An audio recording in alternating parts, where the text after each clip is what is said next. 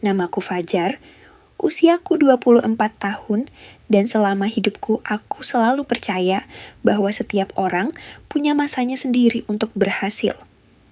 Hanya saja, aku tidak pernah menyangka bahwa masa sulitku akan berlangsung begitu lama hingga hampir membuatku menyerah. Aku berasal dari sebuah desa kecil di pinggiran kota.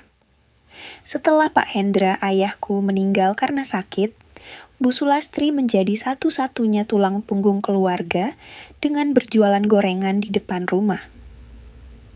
Penghasilannya tidak seberapa, tetapi beliau selalu memaksakan diri agar aku bisa menyelesaikan kuliah sampai lulus.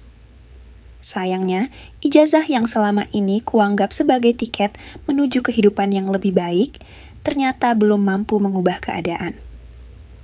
Selama hampir 1 tahun, aku mengirim lamaran ke berbagai perusahaan. Setiap pagi, aku berangkat membawa map coklat berisi berkas, mengenakan satu-satunya kemeja putih yang kumiliki, lalu pulang sore hari dengan wajah lesu karena kembali menerima jawaban yang sama. Maaf, posisi sudah terisi, atau bahkan lebih sering tidak mendapat balasan sama sekali. Tabunganku habis, motorku harus dijual demi membayar utang rumah sakit peninggalan Pak Hendra, dan aku mulai merasa menjadi beban bagi Bu Sulastri. Berkali-kali beliau berkata agar aku tidak memikirkan biaya hidup, tetapi bagaimana mungkin aku bisa tenang melihat perempuan yang telah mengorbankan segalanya itu masih harus bangun pukul 4 pagi untuk menggoreng ratusan bakwan dan pisang goreng demi membiayai kami berdua. Demi meringankan beban, aku menerima pekerjaan apa saja yang datang. Pernah menjadi buruh bongkar muat di pasar, menjadi kurir harian, membantu proyek bangunan, bahkan menjaga parkiran sebuah minimarket hingga larut malam. Semua pekerjaan itu kulakukan tanpa mengeluh, tetapi penghasilannya tidak pernah cukup. Suatu hari, pemilik kontrakan tempat kami tinggal datang membawa kabar yang membuat dadaku sesak. Kami diberi waktu 2 minggu untuk melunasi tunggakan 3 bulan atau harus mengosongkan rumah. Aku hanya bisa menunduk sementara Bu Sulastri berkali-kali meminta tambahan waktu. Malam itu aku tidak bisa tidur. Aku duduk di depan rumah memandangi langit yang gelap sambil bertanya dalam hati, apa memang hidupku akan begini terus? Keesokan paginya, aku memutuskan pergi ke kota untuk kembali mencari pekerjaan. Dengan uang di dompet yang bahkan tidak sampai Rp50.000, aku menaiki bus dan mendatangi beberapa tempat yang memasang lowongan kerja. Lagi-lagi, hasilnya nihil. Menjelang sore, hujan turun sangat deras. Aku berteduh di teras sebuah ruko sambil memegang map lamaran yang mulai basah. Saat itulah ponselku berbunyi. Bu Sulastri menelepon dengan suara bergetar. Beliau mengatakan persediaan beras di rumah tinggal sedikit dan gas LPG sudah habis. Aku menutup telepon dengan hati yang terasa hancur, karena bahkan untuk mengirim uang Rp50.000 pun aku tidak mampu. Dalam perjalanan pulang, aku memutuskan singgah di rumah saudara jauh yang masih satu kampung dengan almarhum Pak Hendra. Rumah itu milik Bu Ratna, perempuan berusia sekitar 45 tahun yang dikenal ramah oleh semua warga. Suaminya bekerja sebagai sopir antar provinsi, sehingga sering berada di luar kota, sementara kedua anaknya kuliah di luar daerah. Sejujurnya, aku merasa sungkan datang karena tidak ingin dianggap hendak meminjam uang, tetapi Bu Ratna justru menyambutku dengan senyum hangat dan langsung menyuruhku masuk. Beliau membuatkan teh hangat dan sepiring pisang goreng sambil menanyakan kabar Bu Sulastri. Aku berusaha tersenyum dan mengatakan bahwa semuanya baik-baik saja. Meskipun sebenarnya hatiku sedang penuh kecemasan. Entah mengapa, mungkin karena sudah terlalu lelah menyimpan semuanya sendirian. Tanpa sadar mataku berkaca-kaca. Bu Ratna tampaknya menyadari bahwa ada sesuatu yang sedang kusembunyikan, tetapi beliau tidak memaksa. Beliau hanya berkata pelan, "Kalau sedang berat, tidak apa-apa bercerita. Kadang masalah terasa lebih ringan kalau tidak dipikul sendirian." Kalimat sederhana itu membuat dadaku semakin sesak. Aku segera mengalihkan pembicaraan dan meminta izin menggunakan kamar tamu untuk menunaikan salat asyar sekaligus menenangkan diri. Setelah selesai salat, aku duduk di tepi ranjang sambil memandangi map lamaran yang sudah kusam. Tanpa sadar air mataku jatuh satu persatu. Selama ini, aku selalu berusaha terlihat kuat di depan Bu Sulastri. Tetapi, di ruangan kecil itu, akhirnya semua rasa kecewa, takut, dan putus asa keluar begitu saja. Aku menutupi wajah dengan kedua tangan sambil berdoa agar Allah memberikan jalan keluar sekecil apapun. Tanpa kuduga, pintu kamar yang tidak tertutup rapat perlahan terbuka. Bu Ratna berdiri di ambang pintu dengan wajah terkejut karena tanpa sengaja memergokiku sedang menangis. Aku buru-buru mengusap air mata dan berdiri sambil meminta maaf karena telah merepotkannya. Namun, alih-alih memarahiku atau merasa tidak nyaman, beliau justru menatapku penuh iba. Bu Ratna tidak langsung bertanya mengapa aku menangis. Beliau hanya menutup pintu kamar dengan perlahan, lalu duduk di kursi yang berada di sudut ruangan. Suasananya hening beberapa saat, hanya terdengar suara hujan yang masih mengguyur atap rumah. Aku merasa sangat malu karena selama ini selalu berusaha terlihat tegar di hadapan siapapun. Bagiku, seorang laki-laki harus mampu menyelesaikan masalahnya sendiri tanpa memperlihatkan air mata. Namun, hari itu semua pertahanan yang kubangun selama berbulan-bulan runtuh begitu saja. Bu Ratna kemudian berkata dengan suara lembut, "Tidak semua orang yang menangis itu lemah, Jar. Kadang justru orang yang paling kuat adalah mereka yang sudah terlalu lama memendam semuanya sendirian." Kalimat itu membuatku terdiam. Untuk pertama kalinya sejak Pak Hendra meninggal, aku merasa ada seseorang yang benar-benar ingin mendengarkan tanpa menghakimi. Aku akhirnya menceritakan semuanya, mulai dari sulitnya mencari pekerjaan, utang rumah sakit Pak Hendra yang belum lunas, tunggakan kontrakan, hingga kondisi Bu Sulastri yang masih memaksakan diri berjualan sejak dini hari demi menyambung hidup. Aku juga mengaku bahwa beberapa hari terakhir aku mulai kehilangan semangat. Berkali-kali aku bertanya kepada diri sendiri, apakah aku memang tidak berguna?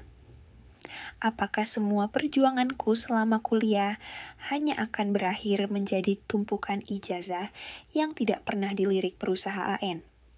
Selama aku bercerita, Bu Ratna tidak memotong sedikit pun. Beliau hanya mendengarkan dengan mata yang mulai berkaca-kaca. Setelah aku selesai, beliau menarik napas panjang, lalu berkata, "Pak Hendra dulu orang yang sangat baik. Waktu kami masih muda, beliau pernah menolong keluargaku saat sedang kesusahan. Sampai sekarang, aku belum pernah benar-benar membalas kebaikannya. Mungkin sekarang Allah sedang memberiku kesempatan." Aku menggeleng pelan karena sudah bisa menebak ke arah mana pembicaraan itu akan berlanjut. Aku tidak ingin dikasihani. Selama ini, aku berusaha bertahan dengan kemampuan sendiri, meskipun hasilnya belum sesuai harapan. Bu Ratna tersenyum seolah mengerti isi pikiranku. "Tenang, aku tidak akan memberimu uang begitu saja. Aku ingin memberimu kesempatan." Aku menatap beliau dengan penuh tanda tanya. Beliau kemudian menjelaskan bahwa sudah hampir 15 tahun beliau mengelola usaha catering rumahan yang melayani acara hajatan, kantor, dan sekolah. Selama ini usaha itu berkembang cukup baik, tetapi akhir-akhir ini mulai kewalahan karena kekurangan orang yang bisa mengurus administrasi, pembelian bahan, serta promosi melalui internet. Seluruh pekerjaan masih dilakukan secara manual, sehingga sering terjadi kesalahan pencatatan. Padahal, aku tahu selama kuliah dulu, aku cukup menguasai komputer, desain sederhana, dan administrasi. Aku butuh orang yang bisa dipercaya, bukan sekadar pegawai. Kalau kamu bersedia membantu, anggap saja ini pekerjaan sementara sampai kamu mendapatkan pekerjaan yang benar-benar kamu inginkan. Mendengar tawaran itu, hatiku langsung bimbang. Di satu sisi, aku memang sangat membutuhkan pekerjaan. Di sisi lain, aku takut jika orang-orang menganggap aku hanya menumpang hidup pada saudara sendiri. Aku juga khawatir tidak mampu memenuhi harapan beliau. Seakan mengetahui keraguanku, Bu Ratna kembali berkata, "Jangan gengsi menerima kesempatan yang datang dengan cara yang baik. Yang memalukan itu bukan bekerja kepada keluarga, tetapi menyerah sebelum berjuang." Kata-kata itu menancap dalam pikiranku. Selama berbulan-bulan, aku sibuk mengejar pekerjaan kantoran yang menurutku lebih bergengsi, sampai lupa bahwa kesempatan bisa datang dari arah yang sama sekali tidak pernah kubayangkan. Setelah berpikir beberapa saat, akhirnya aku mengangguk pelan. Kalau ibu benar-benar percaya, saya akan berusaha sebaik mungkin. Wajah Bu Ratna langsung berubah cerah. Beliau tersenyum lega sambil berkata, "Nah, itu baru Fajar yang aku kenal. Mulai besok datang pagi-pagi, kita rapikan semuanya pelan-pelan." Sebelum aku pulang, beliau mengambil sebuah amplop putih dari dalam laci ruang tamu. Aku spontan menolak ketika beliau menyodorkannya. "Tidak, Bu, saya belum bekerja. Saya tidak enak menerimanya." Namun beliau tetap memaksaku menerima amplop itu. "Ini bukan gaji. Anggap saja uang transport dan belikan beras untuk Bu Sulastri malam ini. Aku tahu tadi kamu berusaha menyembunyikan semuanya, tapi wajahmu sudah menceritakan keadaan yang sebenarnya." Tanganku gemetar saat menerima amplop tersebut. Sesampainya di luar rumah, aku membukanya perlahan. Isinya Rp500.000, jumlah yang saat itu terasa begitu besar bagiku. Air mataku kembali menetes. Bukan karena nominalnya, tetapi karena akhirnya ada seseorang yang percaya bahwa aku masih layak diberi kesempatan. Dalam perjalanan pulang, aku langsung membeli beras, gas LPG, telur, minyak goreng, dan beberapa kebutuhan pokok lainnya. Keesokan paginya, aku berangkat ke rumah Bu Ratna jauh sebelum matahari terbit. Entah mengapa, semangatku terasa berbeda. Sudah lama, aku tidak bangun pagi dengan perasaan memiliki tujuan yang jelas. Setibanya di sana, dapur besar di belakang rumah sudah dipenuhi aktivitas. Beberapa ibu sedang memotong sayuran, ada yang memasak lauk dalam wajan berukuran besar. Sementara yang lain sibuk membungkus nasi untuk pesanan sebuah kantor. Aroma bawang goreng, rempah-rempah, dan masakan hangat memenuhi ruangan. Bu Ratna langsung memperkenalkanku kepada seluruh karyawan sebagai orang yang akan membantu mengurus administrasi dan pengembangan usaha. Awalnya, aku merasa canggung karena sebagian besar karyawan berusia jauh lebih tua dariku. Namun, mereka menyambutku dengan ramah. Bahkan, beberapa di antaranya mengenal Pak Hendra dan bercerita bahwa beliau dulu dikenal sebagai sosok yang ringan, tangan membantu siapa saja. Mendengar itu, aku semakin termotivasi untuk menjaga nama baik keluarga. Setelah mengamati cara kerja selama beberapa jam, aku mulai menemukan banyak hal yang bisa diperbaiki. Semua pesanan masih dicatat di buku tulis, stok bahan baku hanya diingat oleh kepala dapur, pemasukan dan pengeluaran sering tercampur dengan uang pribadi. Bahkan, beberapa pelanggan pernah mengeluh karena pesanan mereka tertukar akibat kesalahan pencatatan. Siang harinya, Aku memberanikan diri mengusulkan agar semua data dipindahkan ke komputer menggunakan spreadsheet sederhana yang pernah kupelajari saat kuliah. Awalnya, Bu Ratna tertawa kecil dan berkata bahwa dirinya tidak terlalu paham teknologi. Namun beliau mengizinkanku mencoba. Selama beberapa hari berikutnya, aku bekerja dari pagi hingga malam. Aku membuat daftar pelanggan, menyusun jadwal produksi, menghitung kebutuhan bahan baku, hingga membuat laporan keuangan yang lebih rapi. Aku juga memotret hasil masakan menggunakan ponsel sederhana milikku, lalu membuat akun media sosial dan mendaftarkan usaha catering itu ke layanan peta digital agar lebih mudah ditemukan pelanggan. Tidak berhenti di situ, aku mendesain brosur sederhana dan meminta izin menyebarkannya ke beberapa kantor, sekolah, dan rumah sakit di sekitar kota. Semua kulakukan tanpa mengeluh, karena untuk pertama kalinya ilmu yang kupelajari selama kuliah benar-benar terasa berguna. 2 minggu berlalu, perubahan mulai terlihat. Telepon di rumah Bu Ratna semakin sering berdering. Pesanan yang biasanya hanya beberapa puluh kotak setiap hari perlahan meningkat menjadi ratusan. Beberapa pelanggan baru mengaku mengetahui usaha catering itu dari internet, sementara pelanggan lama memuji pelayanan yang kini jauh lebih tertata. Para karyawan yang sebelumnya sempat ragu mulai tersenyum setiap kali melihat daftar pesanan baru yang terus bertambah. Bahkan salah seorang dari mereka berkata, ternyata anak muda memang punya cara berpikir yang berbeda. Mendengar itu, aku hanya tersenyum malu. Aku sadar semua keberhasilan ini bukan semata karena kemampuanku, tetapi juga karena kesempatan yang diberikan Bu Ratna. Beliau tidak pernah memperlakukanku seperti bawahan. Sebaliknya, beliau selalu mengajakku berdiskusi sebelum mengambil keputusan. Sikap itulah yang membuatku semakin ingin memberikan hasil terbaik. Sebulan kemudian, usaha catering tersebut mendapat pesanan terbesar sejak berdiri, yakni menyediakan makan siang untuk sebuah pelatihan pemerintah selama 5 hari berturut-turut dengan jumlah lebih dari 1.000 porsi setiap harinya. Semua orang bersorak gembira, tetapi di balik kebahagiaan itu muncul rasa khawatir. Kapasitas dapur dan jumlah karyawan jelas belum cukup untuk menangani pesanan sebesar itu.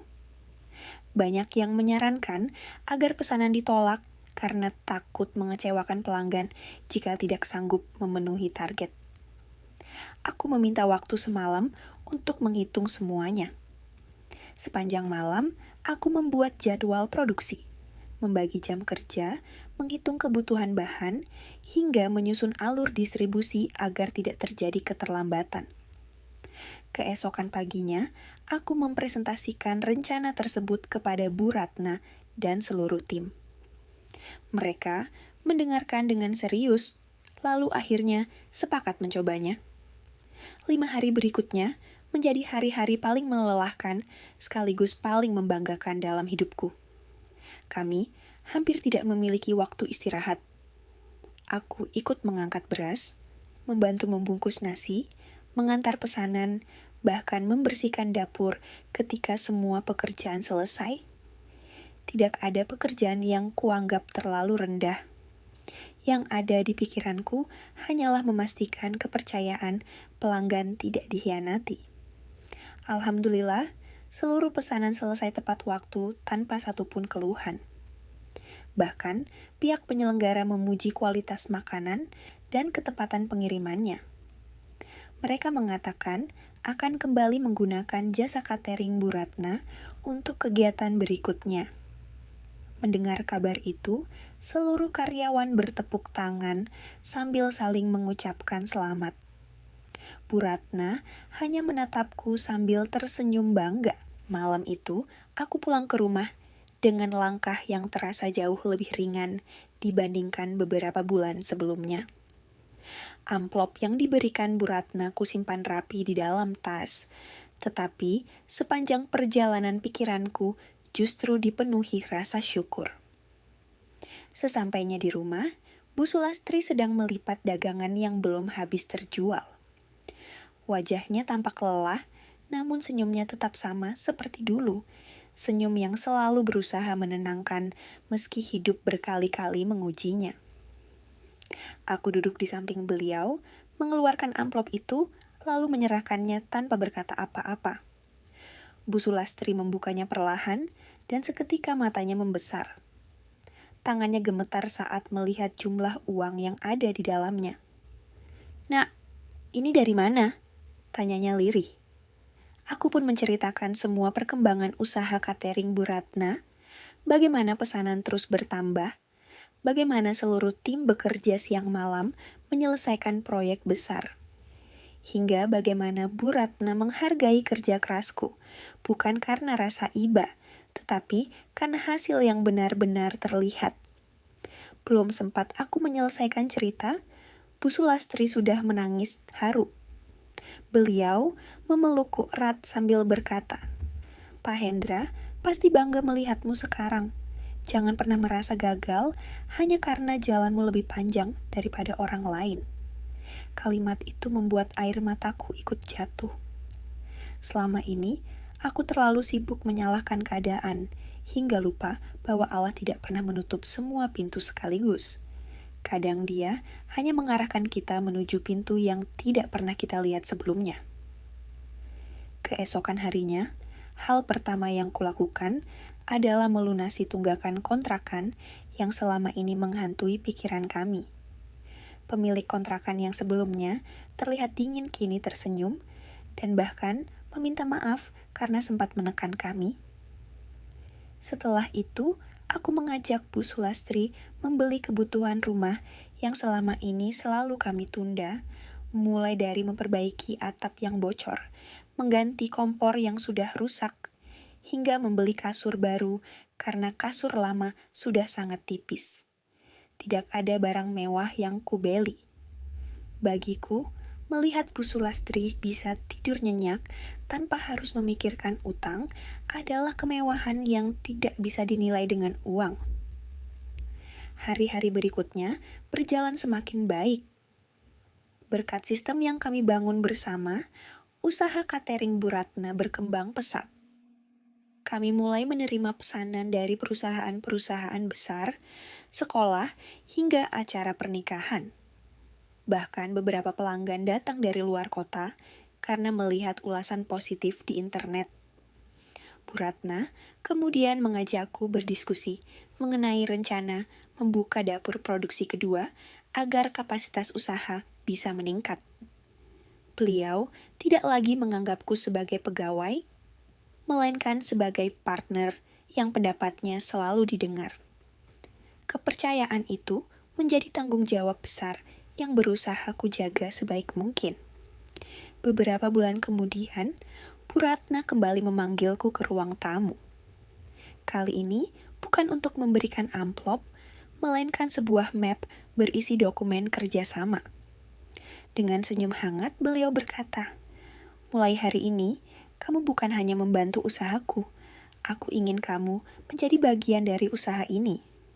Aku memberikan sebagian kepemilikan perusahaan kepadamu, karena perkembangan usaha ini juga hasil kerja kerasmu." Aku benar-benar terdiam. Berkali-kali aku menolak karena merasa belum pantas, tetapi Bu Ratna tetap bersikeras.